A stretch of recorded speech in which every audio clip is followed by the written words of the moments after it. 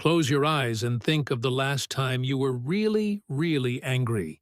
Maybe your cat knocked over your water cup, your sibling borrowed something without asking, or a stranger cut you off in traffic. Or maybe it was heavier, like a friend betraying your trust. Your heart pounds, your chest tightens, and your thoughts race. Anger in small doses is normal, even healthy. It's your brain's way of saying something's not right. But what happens when that fire never goes out? When anger stops being a passing storm and starts becoming your everyday weather? That's chronic anger. And it's more than just being mad a lot. It rewires your brain, keeps your body stuck in fight or flight, and can even feel addictive. At Psychico, our mission is to make mental health knowledge accessible and relatable. This video was inspired by a viewer who shared how unresolved anger was taking a toll on their health and relationships. Today, we'll explore what chronic anger does to your brain and how you can break free from its grip. The brain on anger. When you're angry, your brain kicks into survival mode. The amygdala, your brain's emotional alarm system, lights up like a fire siren, flooding your body with stress hormones like cortisol and adrenaline. This is great if you need to run from a bear, but not so great if your brain reacts like you're running from a bear every time someone cuts in line at Starbucks. Chronic anger keeps your amygdala on high alert, and over time it weakens the connections in your prefrontal cortex, the part of your brain responsible for decision-making, logic, and emotional regulation. This is why people with chronically high levels of anger often find it harder to calm down, think clearly, or control impulsive reactions. A good example of this can be seen in people with elevated testosterone levels.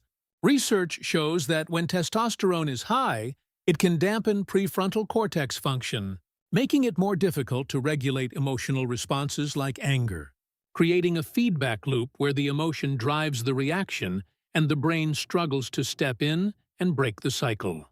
The hippocampus and memory. Research has shown that prolonged exposure to stress hormones, especially cortisol, can damage the hippocampus, the part of your brain that controls memory and learning. A 2016 study published in Biological Psychiatry found that people with chronic anger and high cortisol levels experienced memory lapses and struggled with focus, more often than those with better anger regulation. This means chronic anger doesn't just make you feel on edge. It can actually make it harder to remember things and process new information, locking you into a cycle of frustration and forgetfulness. Why chronic anger feels addictive? Here is the surprising part. Anger can feel rewarding. Each time you get mad, your brain releases dopamine, the same chemical linked to pleasure and addiction. That little dopamine rush can make anger feel oddly satisfying, which is why some people unconsciously seek out situations that trigger it. Over time, this creates a loop. You feel angry, you get a dopamine hit, your brain craves it again. This is why chronic anger can feel impossible to break without conscious effort and practice. Your health pays the price. Chronic anger doesn't just affect your brain. It keeps your nervous system in a state of hyperarousal, raising your blood pressure and heart rate. Studies from the American Heart Association link chronic anger to higher risks of heart disease, strokes, and weakened immunity. And emotionally, it often leads to anxiety, depression, and burnout, leaving you even more exhausted and reactive. How to take back control. The good news is your brain is plastic, meaning it can heal and rewire itself. Here are a few science-backed strategies to start regaining control. Step 1. Pause and breathe. When you feel anger rising, take slow, deep breaths to calm your heart rate and your brain. Step 2. Take a timeout. Take a quick timeout. That tiny break can be the difference between reacting in anger and responding with clarity. Step 3. Use a mental anchor. Pick a calming word, phrase, or image that grounds you, like steady or visualizing a calm place.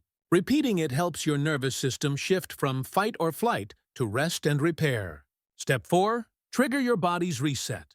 Splash cold water on your face or hands or press firmly on your feet against the floor.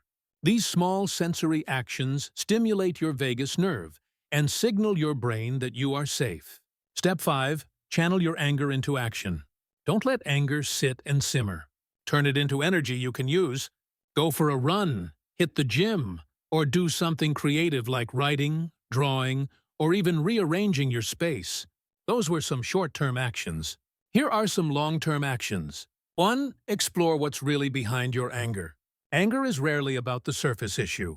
Often, it masks deeper feelings like hurt, embarrassment, insecurity, or shame. Many of us also learn anger from childhood. If expressing emotions wasn't safe, or if anger was modeled as the default way to handle stress, your brain may have adopted it as a go-to response. So, here are some signs your anger might be hiding something deeper. You struggle to compromise or see other viewpoints. Disagreements feel like personal attacks. You find it hard to express feelings other than anger and pride yourself on being tough. Anger is usually a signal, not the root problem. Okay, long-term strategy number 2. Notice your anger warning signs. You might think anger just hits out of nowhere, but your body often gives early warning signals before you explode. Paying attention to these signs can help you catch anger before it takes over. Here are some common physical cues. Knots or tightness in your stomach. Clenching your hands, jaw, or fists. Feeling flushed or clammy, and faster, shallow breathing. Number 3, identify your triggers. Stressful events don't excuse anger, but understanding what sets you off gives you control over your reactions. Pay attention to activities, times of day, people, places, or situations that consistently spark irritation or anger.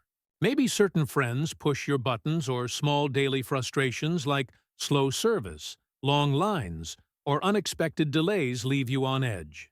Once you know your triggers, you can either avoid them or reframe how you respond so they no longer control your mood. Chronic anger doesn't have to define you. Your brain has an incredible ability to adapt and recover. But the first step is awareness.